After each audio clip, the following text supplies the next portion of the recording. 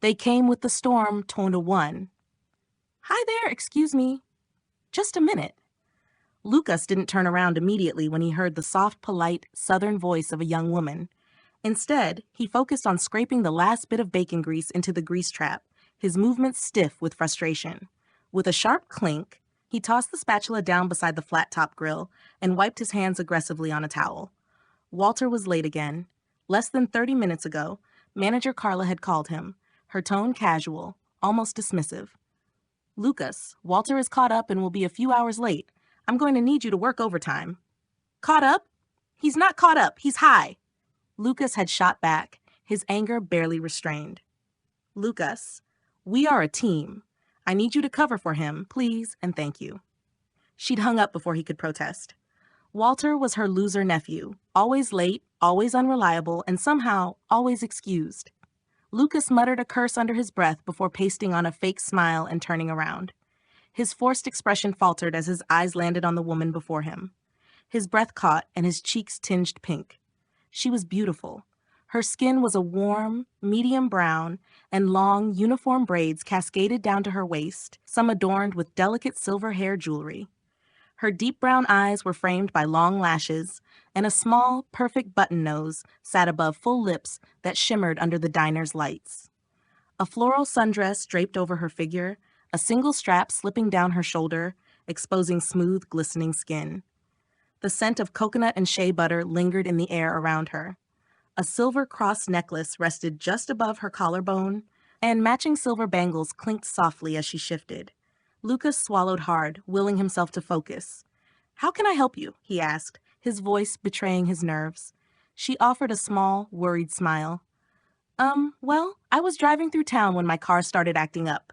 It started smoking and making weird noises. I just managed to pull in here before it completely gave out on me." Lucas winced. "Oh man, that's rough. I'm not from around here, and my phone didn't pull up any repair shops.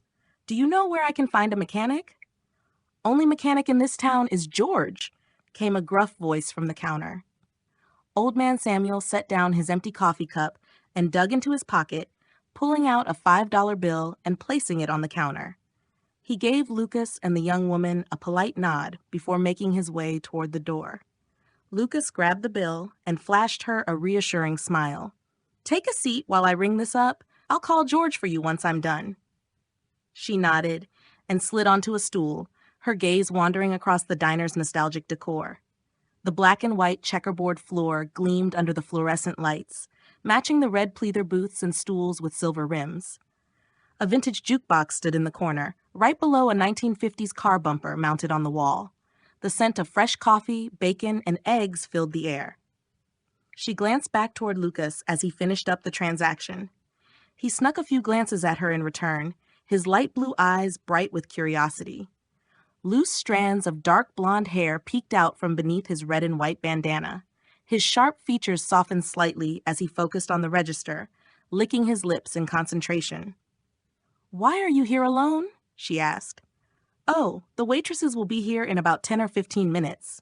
We're usually dead after lunch, so I don't mind handling things for a bit. While you wait, do you want something to eat or drink?" She hesitated, then said, I'll take a Dr. Pepper if you have it." "Yeah, sure." His response came out way too enthusiastic. She reached into her dress pocket, pulling out a small purse. "How much?" "Oh, it's on the house." He practically sprinted to the soda machine, washing his hands quickly before grabbing a clean glass. He filled it with ice, then poured the Dr. Pepper with precision, as if it was the most important drink he'd ever served. Handing it to her with a straw, he tried to play it cool. "Thanks," she said, taking a sip. Her eyes fluttered shut briefly, savoring the cold, sweet taste. Lucas cleared his throat. "I'll call George now.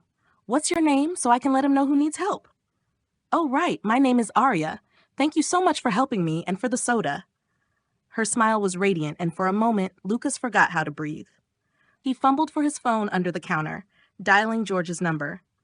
After a few rings, the old mechanic picked up, and Lucas quickly explained the situation, stepping outside to check the car. A worn-out, off-white 1980s Ford Sierra sat in the parking lot, wisps of white smoke curling from under the hood. Lucas re-entered the diner as he hung up. "He's on his way." Arya turned, her cup in hand. Great, thanks again. 15 minutes later, George pulled into the lot. He was a broad-shouldered man in his 60s, his peppered beard streaked with gray. His work clothes were stained with oil, and his large hands bore the marks of years spent under car hoods. Despite his rugged appearance, his dark eyes were kind. He greeted Arya politely before getting to work. Lucas wanted to watch, but the diner's door jingled as customers trickled in. At the same time, Marlene, one of the waitresses, walked in, smelling like cigarettes and cheap perfume. She sighed when she saw Lucas. "Walter's late again, huh?" "Yep," Lucas muttered, flipping a burger. "Carla didn't even bother making up an excuse this time, just told me to cover for him." Marlene rolled her eyes as she checked her reflection in her phone screen, smoothing back her slicked brown hair.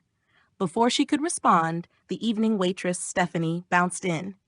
"Hey, y'all," she greeted, her smile bright as ever. Stephanie was 19, a college student working part-time. Short and pale with light brown hair and striking gray eyes, she never hid her crush on Lucas. Seeing him still at the grill instead of Walter made her day. She couldn't stand the guy with his constant stench of weed and alcohol. A few minutes later, George and Arya re-entered the diner. Arya's expression had darkened. Lucas turned away from the grill. "How's the car?" George sighed, rubbing the back of his neck. "She's got a cracked engine block. It's bad. She'll need a replacement, and I have to order the part.